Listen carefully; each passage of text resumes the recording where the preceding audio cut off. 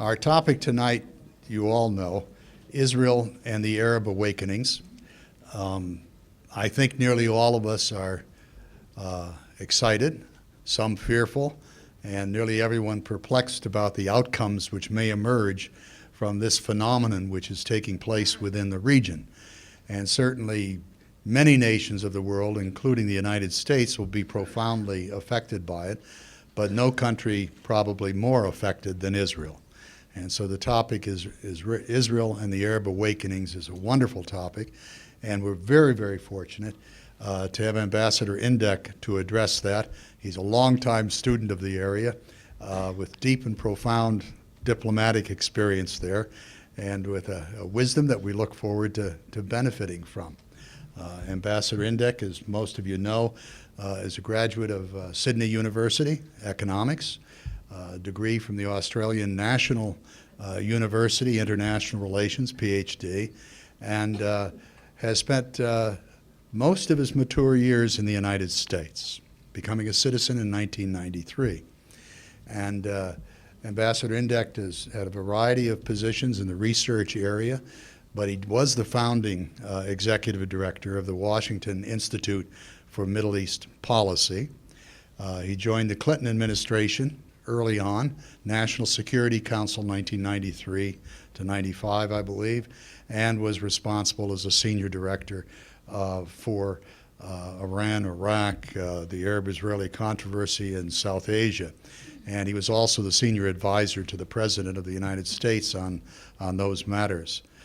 He became the American ambassador to Israel, 95 to 97, served as the Assistant Secretary of State for Near Eastern Affairs, and then again as ambassador. And he's been with Brookings in the intervening time. He's the founding executive director of the Saban Institute for Foreign Policy.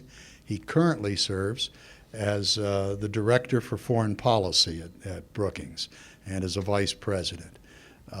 His books are several, but they do include his diplomatic experiences and his efforts in the Middle East. I should note that he's widely regarded as one of the major architects of the Camp David Accords, one of the great American diplomatic achievements, I believe. And he continues in his roles at Brookings and as a serious contributor in writings and in publications and in thought to the questions of the Middle East. And we're very, very fortunate to have him join us this evening. It's my great pleasure to present Ambassador Martin Indyk.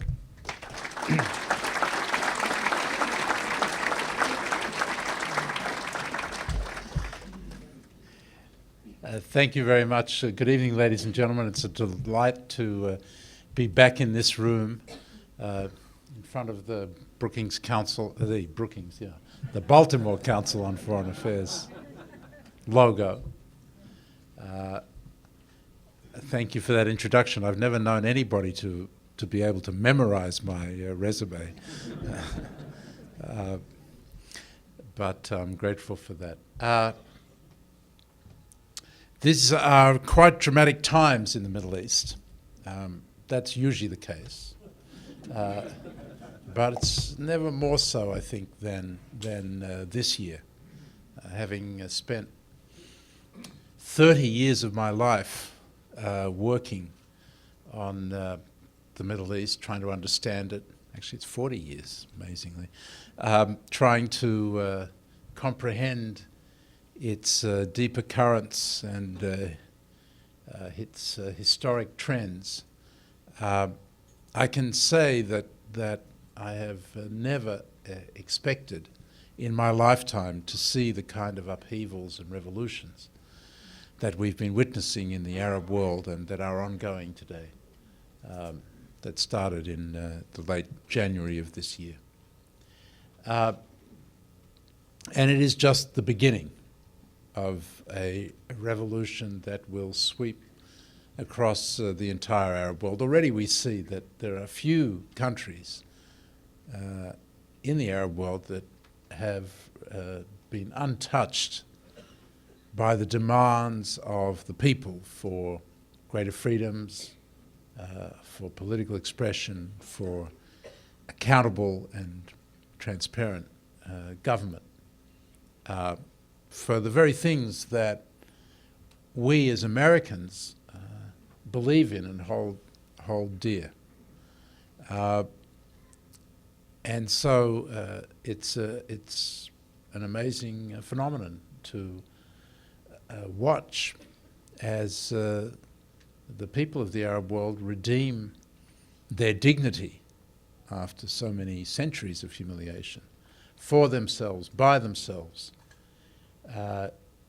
in peaceful demonstrations, and how they are, with their collective will, able to overthrow first the Tunisian dictator, and then the Egyptian dictator, Pharaoh, Hosni Mubarak.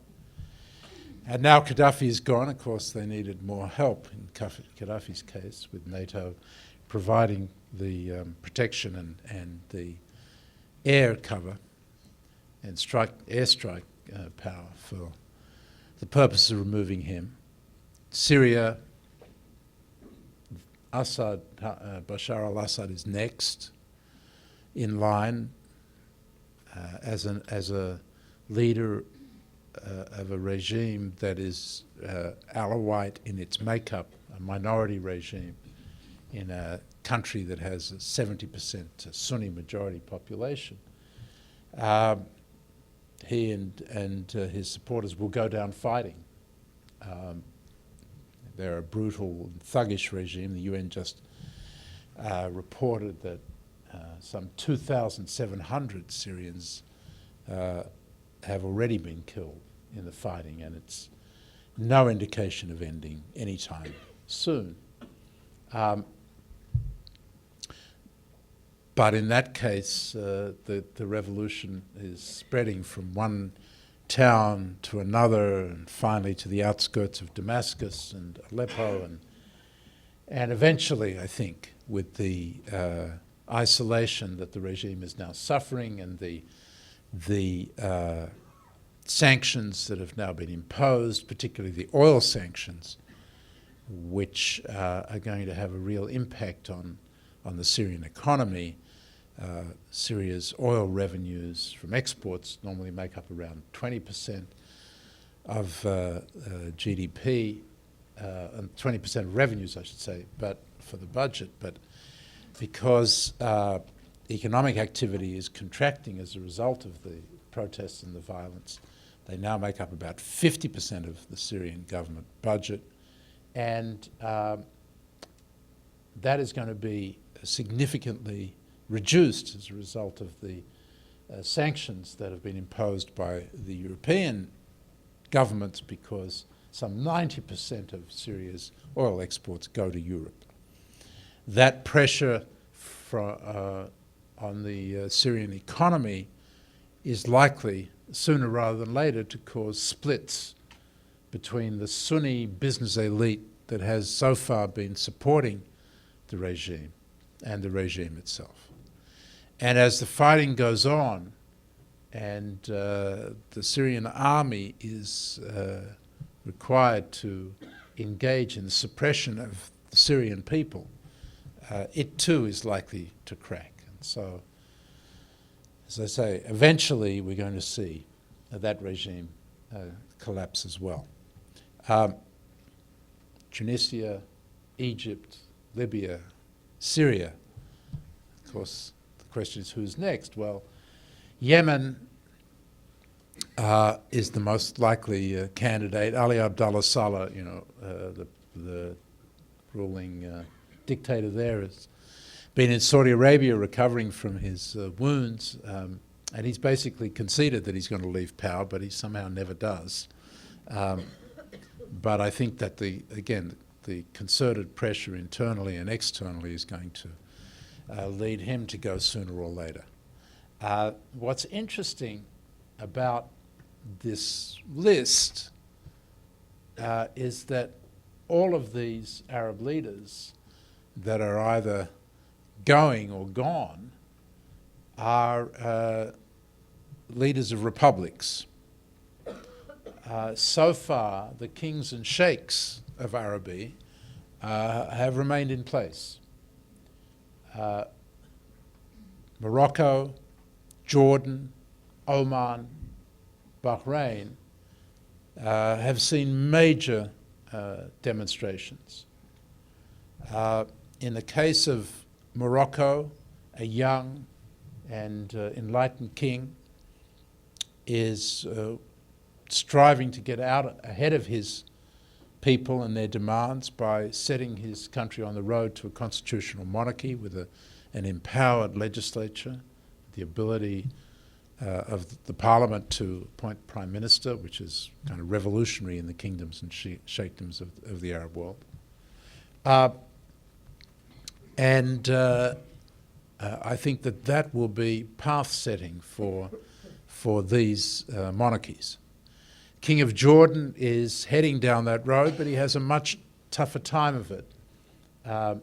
Jordan is a country which is ruled by a Hashemite king and the East Bank establishment that is essentially made up of Hashemite tribes of the East Bank of the Jordan River.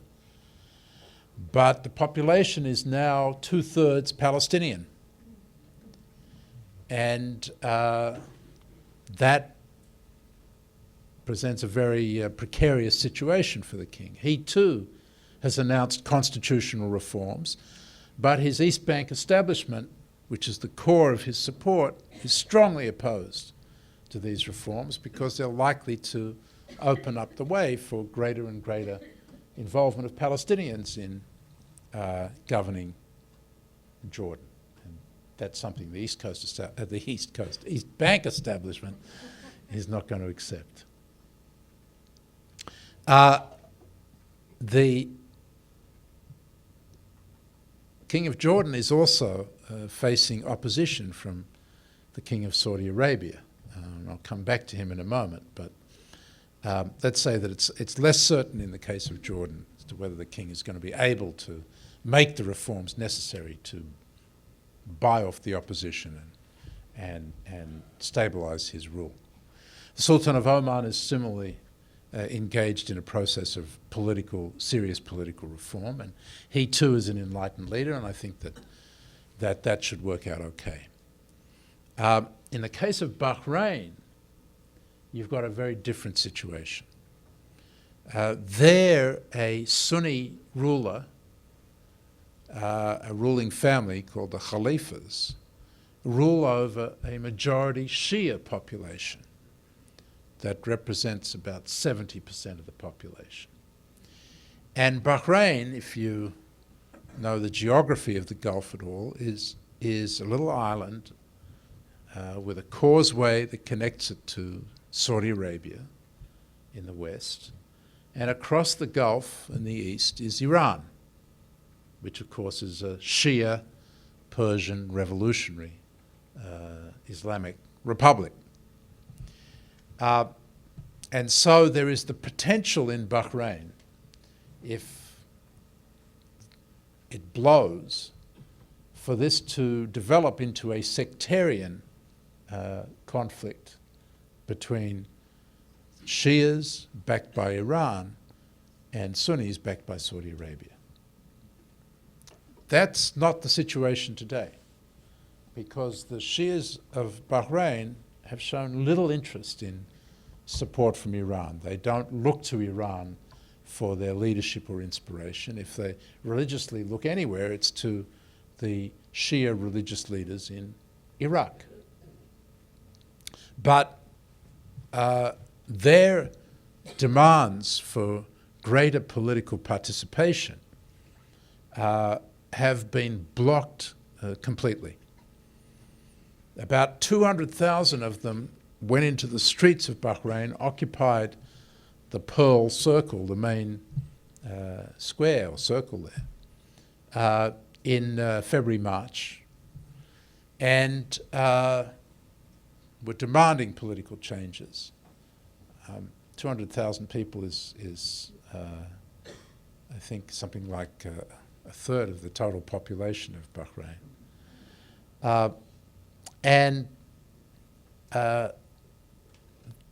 instead of trying to find a way to placate them and, again, get on the road to constitutional reform, the king, backed by the Saudis, sent in the army. Saudis and the other GCC states sent forces in to back him up, and the army and the police suppressed the demonstrations and have clamped down tight, major arrests, including, since I'm sure there are some doctors in the audience here, including doctors and nurses who had tended to the wounded. And Shias are being thrown out of their jobs. There's an overall crackdown and repression. If you read the New York Times, you would have seen an article a couple of days ago, the headline of which was Bahrain boils. The failure to engage the opposition and try to establish a political process of constitutional reforms means that sooner rather than later it will boil over. And the consequences of that can be very dire, particularly for the oil markets.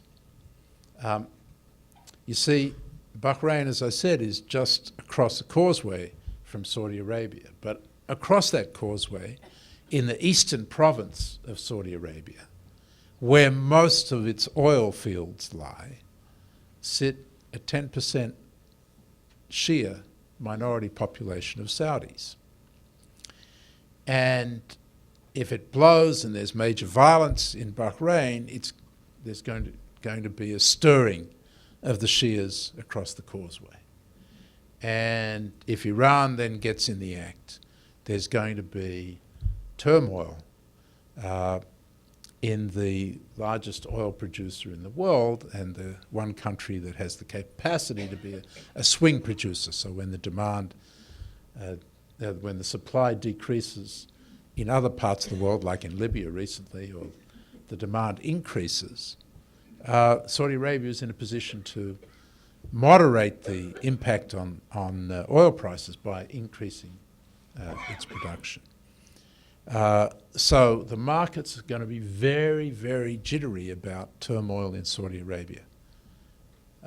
And at a minimum, that is likely to lead to a spike in price of oil. If it goes up to $120, you can well imagine what that will do to our own economy as well as the global economy.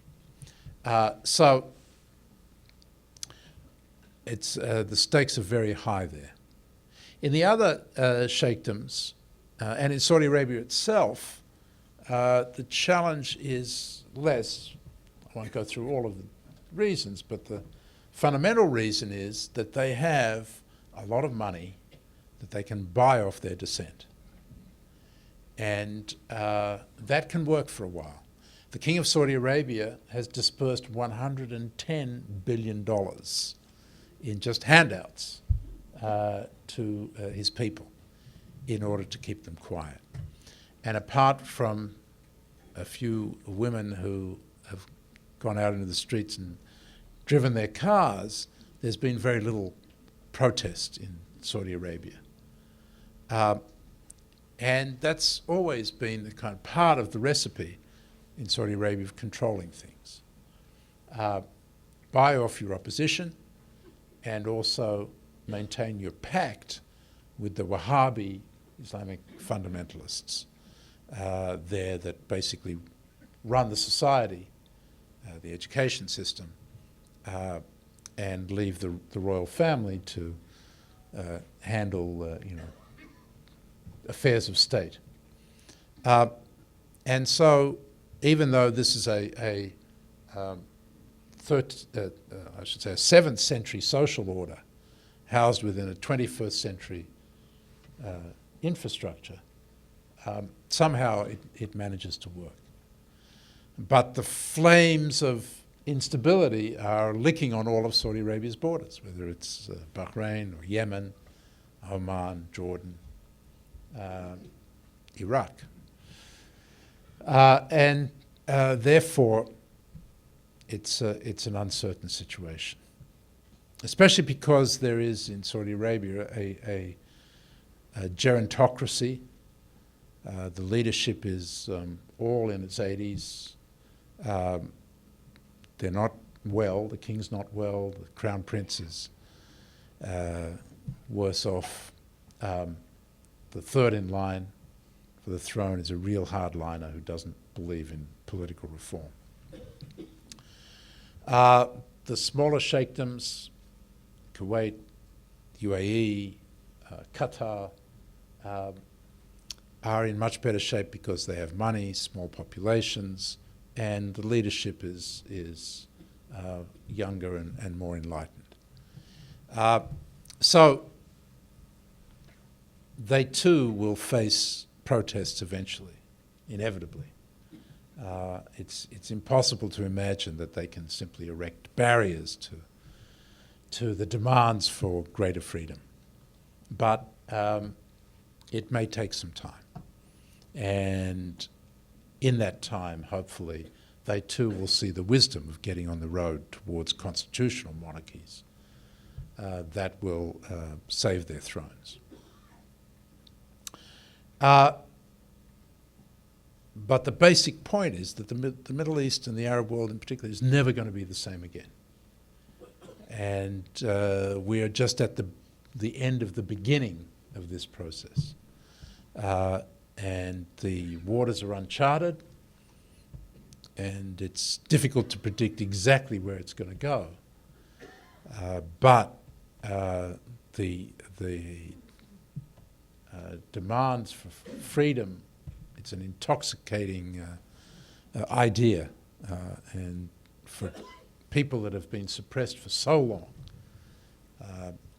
it's they're, in a sense, an idea whose time has come. What does this mean for Israel? And what does it mean for the United States? Well, for Israel, I think the first most important point is that the revolutions so far have been secular revolutions. The people who are coming out into the streets are not demanding Sharia law and Islamist rule.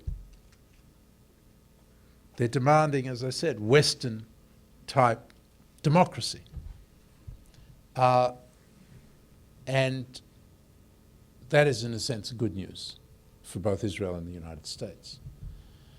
They have not been, up until the mob attacked the Israeli embassy in Cairo last week, they have not been burning Israeli flags in the street, nor have they been burning American flags. This is not, the revolution is not about Palestine, it's not about the United States, at least not yet. It's about demanding freedom from their governments. And those governments, in many cases, have used the Palestinian issue to divert the attention of their people for freedom. And so the people are not about to be diverted again. That said, there is no doubt that amongst the broad masses of people in the Arab world, the Palestinian issue is the hot button issue. It rankles. It is part of their narrative of humiliation. And it would I think, be inevitable that, again, sooner or later, especially if the Palestinian issue is brought to the centre stage in one way or another, that they will turn to this cause again. And we've seen it in Egypt in the last few weeks, where because of events that had nothing to do with the revolution in Egypt, but rather a falling out between Turkey and Israel, where the Turkish Prime Minister started to beat up on Israel for its treatment of the Palestinians, that suddenly the demonstrators in Tahrir Square decide to march on the Israeli embassy and ransack it and force the Israelis diplomats to flee. And suddenly the Egyptian-Israeli peace treaty starts to look shaky. So for Israel, it's a deeply worrying set of developments. They had made peace with the Egyptian pharaoh, and he had kept the peace, albeit a cold peace, but he kept the peace for 30 years. 30 years is a long time. They got used to it. And along the way, Egypt and Israel had formed a strategic partnership, manifested most clearly in the way that they coordinated to contain the threat from Hamas that had taken over Gaza. And that was not kind of broadly understood, but an Islamic rule in Gaza of Palestinians threatened Egypt's interests, at least the way that Hosni Mubarak saw them.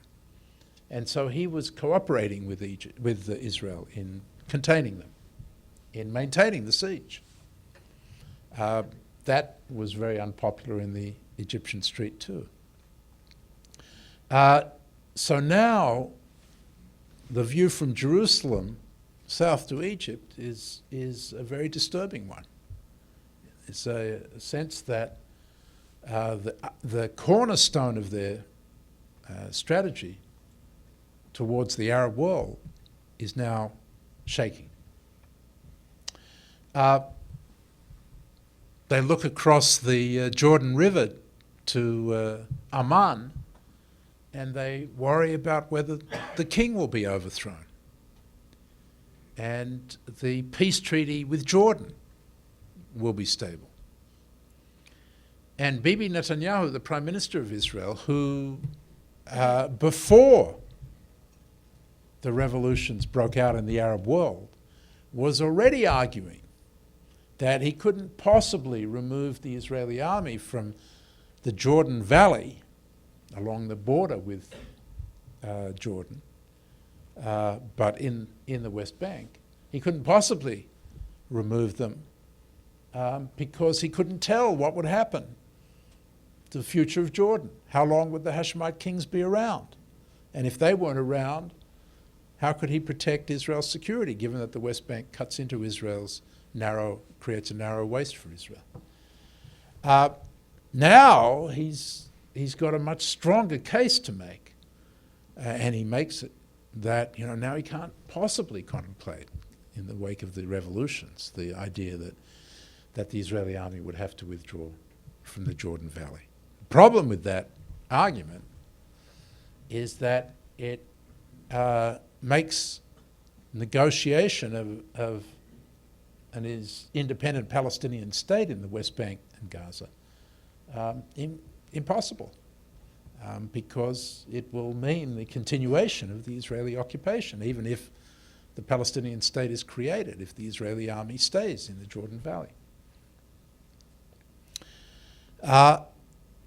And that, therefore, is going to have a negative impact on an already stalled Israeli-Palestinian negotiation. To the north, Israel and Turkey now have had a major falling out. This began, again, long before the Arab revolts, but has been exacerbated by the sense that Prime Minister Erdogan has that he can gain traction in the Arab world, he can lead the Arab world, and he just tried to manifest that in his kind of victory tour of Cairo and Tunis and Tripoli in the last couple of weeks. And so he is distancing himself from Israel.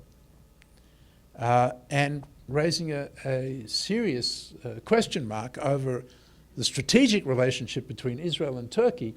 That is Israel's oldest strategic relationship. It goes back to the 1950s. And then, of course, there's Iran, with its efforts to promote strife on Israel's northern border via Hezbollah in Lebanon and through its support for Hamas in Gaza, and then its efforts to acquire nuclear weapons. So the Arab awakenings, from the viewpoint of Israel, seem very threatening and very troubling. Even though it may in the end produce democracies on Israel's borders, which should be good for the Israeli democracy in terms of ending the conflict. In the meantime, it's a very uncertain future. And since Israel is required to take the tangible risks that would make peace possible, for instance, by taking the Israeli army out of the West Bank and ending the occupation there, this is not a time when Israel is likely to be willing to take serious risks for peace. This would be particularly bad news if Israel was about to do a deal with the Palestinians, but since that wasn't about to happen anyway, it just represents a further setback.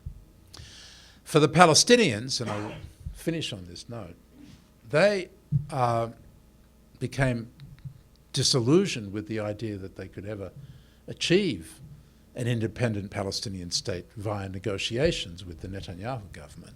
So they decided to go to the United Nations to seek membership for the state of Palestine in the UN, and to basically have Israel declared in occupation of a member state of the United Nations, to increase the pressure on Israel. That effort is underway at the moment in the UN and is causing a great deal of attention to be focused to what's happening in New York. I just came back this morning from that circus and horror show, in terms of the traffic, at least in downtown Manhattan. But let me just try to give you a sense of what is a very complicated situation.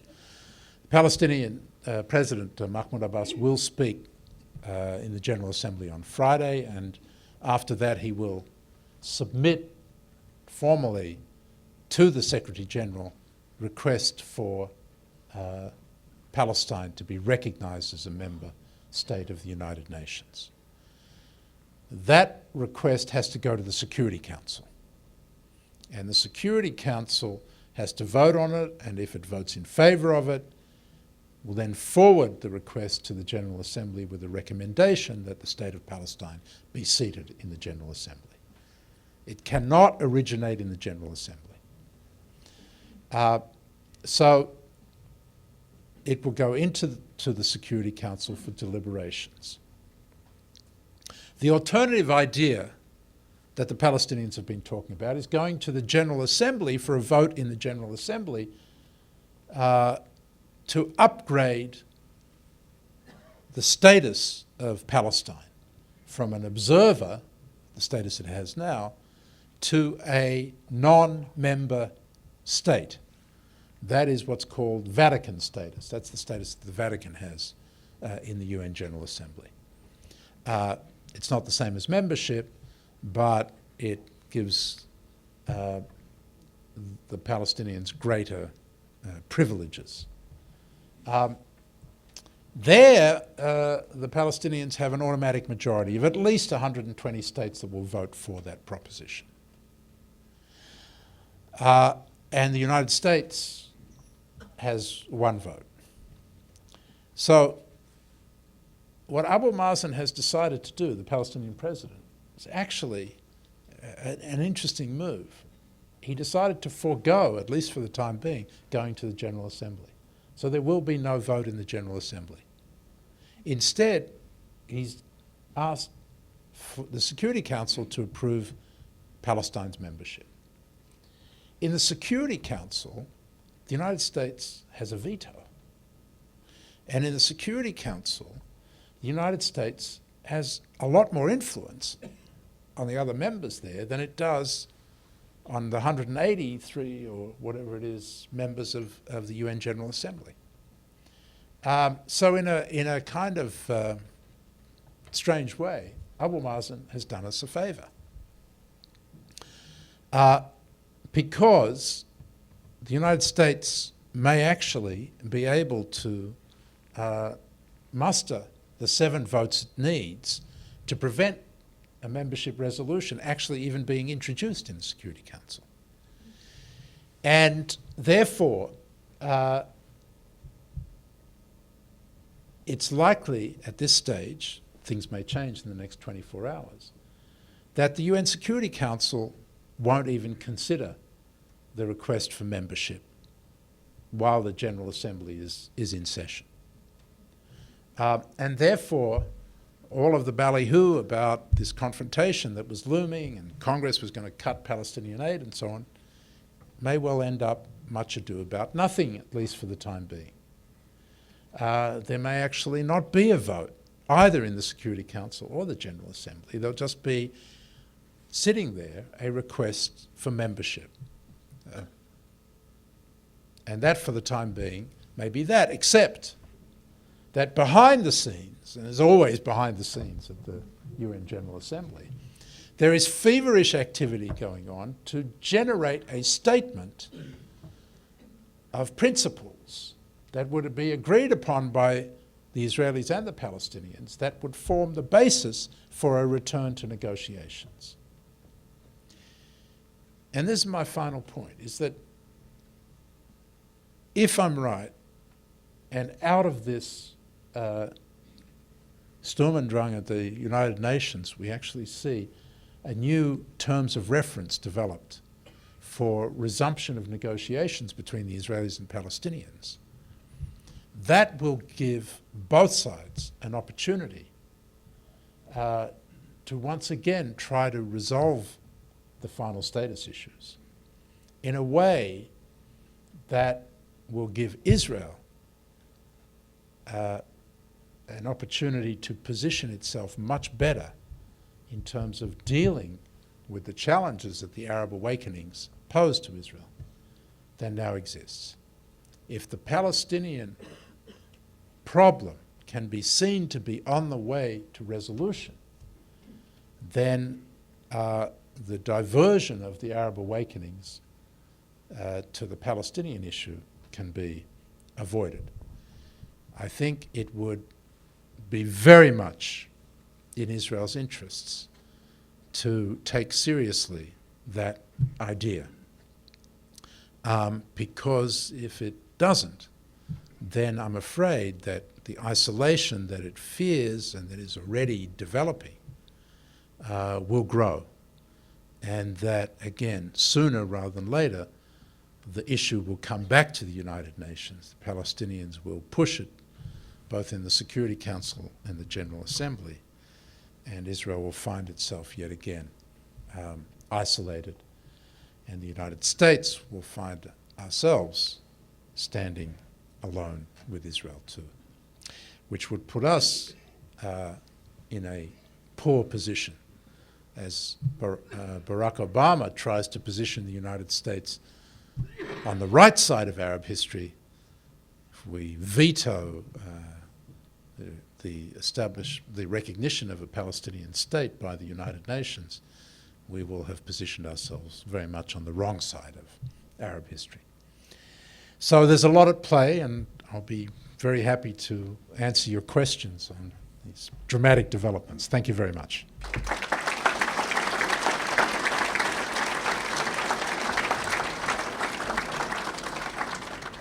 I'm told that you have to ask the question, then I have to repeat the question and then answer it. So, yes, please.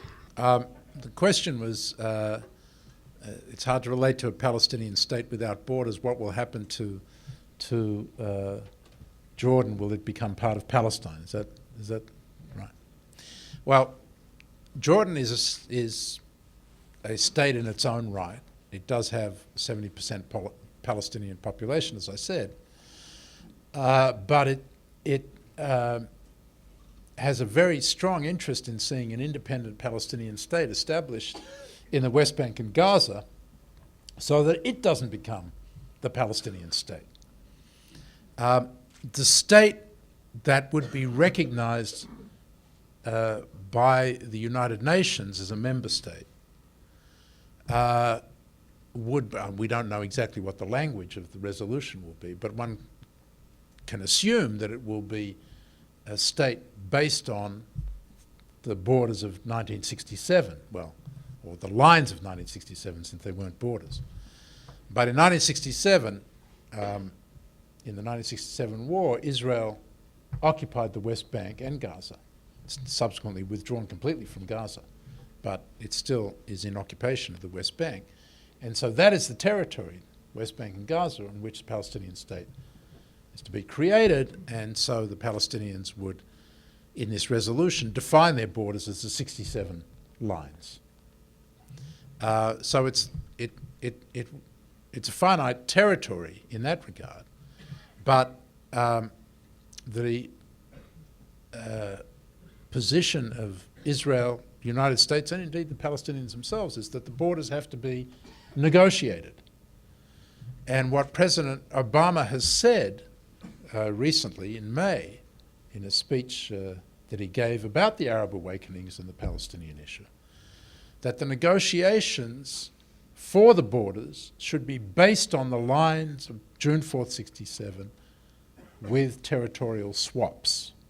The territorial swaps to take account of the settlement blocks that Israel has built just across the border in the West Bank on about 3 to 5% of West Bank territory.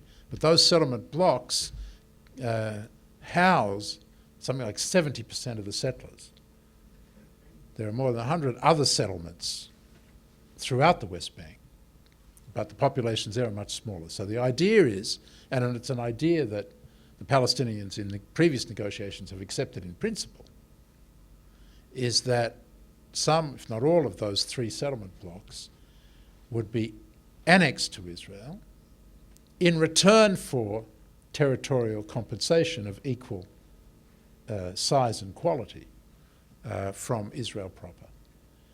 And so, since that principle has been accepted, if the Israelis were to accept the principle that the border should be based on the line of June 4, 67 with swaps, then basically it's a matter of working out the details. And what's interesting about the way in which Netanyahu's position has evolved is that he is now saying that he can accept that with one condition. He can accept that the borders of the state will be based on the line of June 4, 67 with territorial swaps, but that the Palestinians have to accept that a goal of the negotiations will be recognition of a Jewish state of Israel.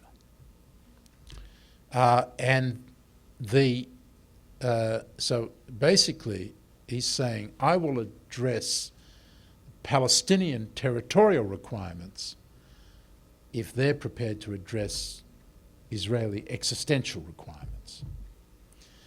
I don't know exactly how this statement that's being negotiated that I referred to will be worked out, and whether they will reach agreement on it. But if they do, it's going to have some form of words that contain both those elements, that the border will have to be the line of June 4th, 67 with swaps, and that the purpose of the negotiations is 2 states for 2 peoples, a Jewish state of Israel and an Arab state of Palestine.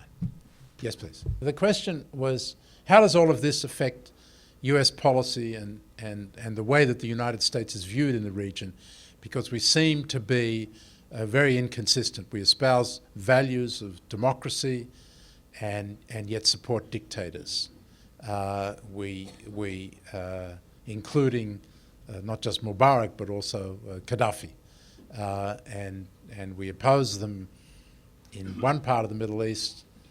When the people rise up, we support the people in Egypt or Libya, but we don't support the people in Bahrain when the Saudis come in and suppress it. So we seem to be floundering, was the question. What is going on there? And I'll add what can be done about it. I think, first of all, a little history is in order, if you'll allow me. The United States has always faced a challenge in the Middle East in trying to balance the pursuit of its interests and the promotion of its values. That balance has to be struck everywhere around the world, but it's a particularly difficult balance to strike in the Middle East because the United States has vital interests there. And the vital interests basically are all about oil. The free flow of oil from the Gulf, which houses something like 60% of the world's oil reserves. The free flow of oil at reasonable prices is a vital national interest of the United States.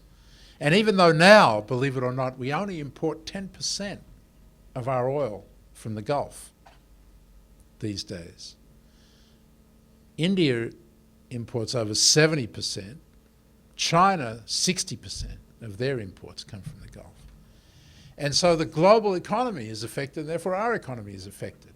And we still have that vital interest. As long as the world economy is dependent on oil, we have a vital interest in the free flow from there. We also have an interest in the survival and well-being of the State of Israel. That's a historic commitment that goes back to the role the United States played in the creation of Israel back in 1947-48. And therefore, every president, whether Democratic or Republican, with one notable exception that I'll come to in a moment, decided that the Middle East should be an exception when it came to striking a balance between values and interests. We just support our interests, protect our interests. We promote our values on the margins, but basically we would turn a blind eye to the authoritarian regimes as long as they were friendly to us and help to preserve stability in the region and thereby ensure the free flow of oil. The region is a very volatile region. I mean, just think about how many wars have taken place there over the last 30 years, 40 years. So, and coups and, I mean, something's always happening there and it's usually not good. So an interest in stability was something that enjoyed bipartisan support in the United States. The one exception was George W. Bush, who, after he discovered that there were no weapons of mass destruction in Iraq, endorsed a freedom agenda for the Middle East and the Arab world in particular. And his Secretary of State, Condoleezza Rice, famously said in Cairo, for decades, we chose stability over democracy, and we ended up with instability. So now we're going to choose democracy. And for a short time, Bush pushed a democratic agenda, elevating values, not over interest, but at least to a par with them. And particularly pressured Hosni Mubarak in Egypt to open up the political space. And that was all fine and good until, of course, the elections in Iraq brought Shia parties, the majority parties, to power there, and Hamas to power in the Palestinian territories. And it was George Bush's insistence on elections in Gaza, in the Palestinian territories, that brought Hamas to power there. And once that happened, he dropped the whole freedom agenda and went back to the default position. So, I say this as a former US government official responsible for Middle East policy, who believed that that was the right thing to do, that what we first needed to do was try to resolve the Arab-Israeli conflict. Once we resolved that, that would give us a greater stability in the region, and then we could push our values. Now, in this context of the revolution that's taken place, Obama had to make choices. In the case of Egypt, he made the right judgment that Mubarak was essentially finished and he better get on the right side of history and he better preserve the role of the Egyptian military. And so he supported the Egyptian street in their demands for democracy. In Bahrain, there was a hell of a lot more at stake. That's in the heart of where the oil is.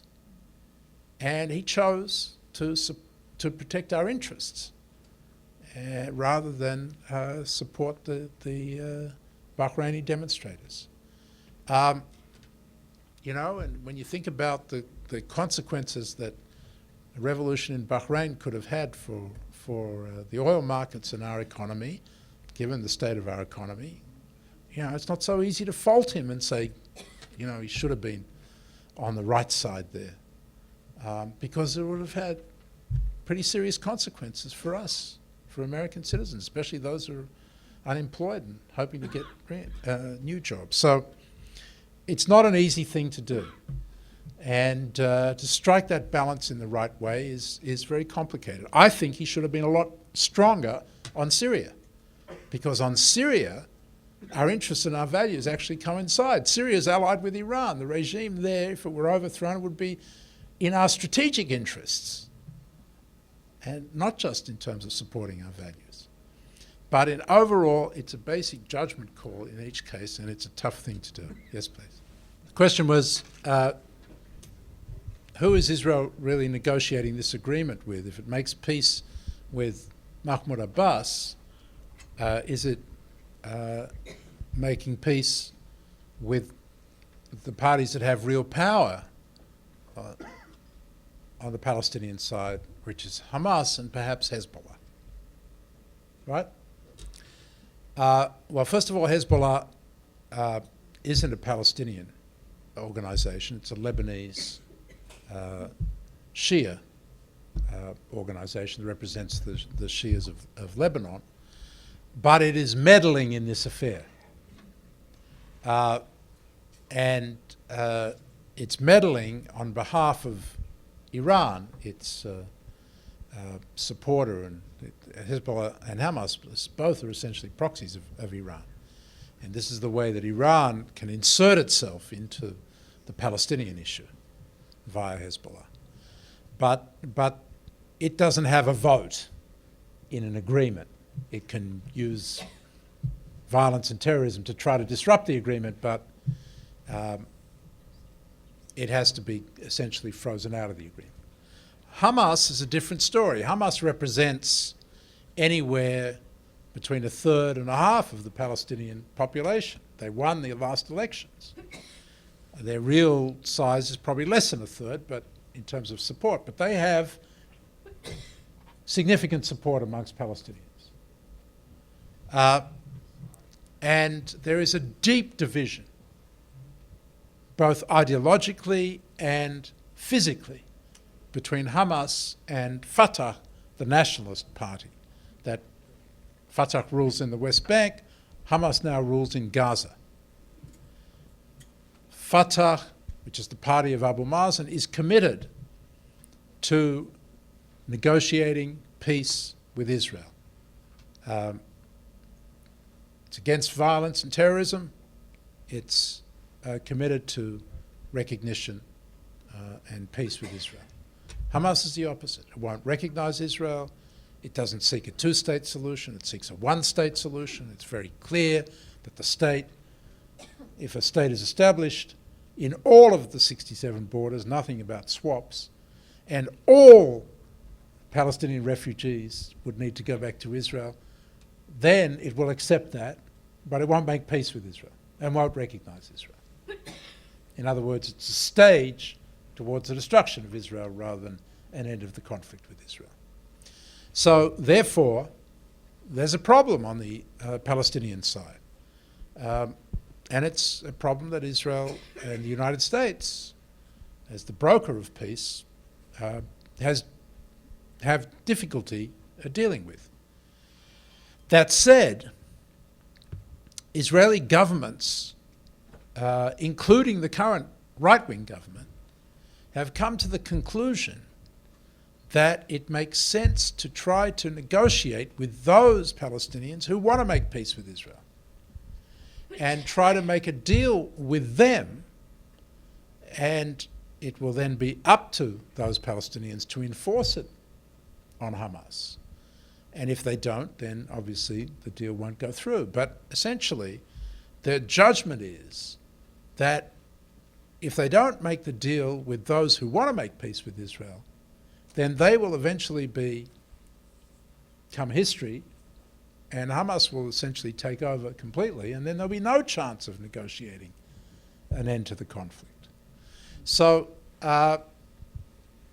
that's essentially the way that it goes forward, but it doesn't solve the problem. And if you ask Abu Mazen, how are you going to deal with this problem, he will answer you that if there's an agreement struck, the agreement will be put to a referendum of the Palestinian people, just as the Israeli government's committed to putting the agreement to a referendum of the Israeli people. And the people will decide. And Hamas will have to, obviously Hamas will oppose it, but if a majority support it, then, and that will include people voting in Gaza, then Hamas will have no choice but to go along with it. Well, I'm not sure that that's exactly how it will play itself out, but there's it's a plausible approach. In the meantime, the negotiations that need to be conducted are all about the West Bank. They're not about Gaza. Israel has already left Gaza and evacuated all of the Israeli settlements. The only issue in Gaza is about the blockade, which could be removed as soon as there was a government, Palestinian government, that controlled Gaza that was committed to peace with Israel.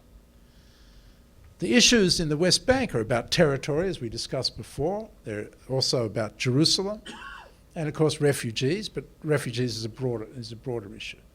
But the heart of the matter is now in the West Bank and Jerusalem. And so it's plausible to engage in negotiations, try to reach an agreement, and then put Hamas before the test of whether it's prepared to accept this, whether it's prepared to go along with the will of the Palestinian people, or find itself completely isolated, because once a deal is struck, the whole world will support it.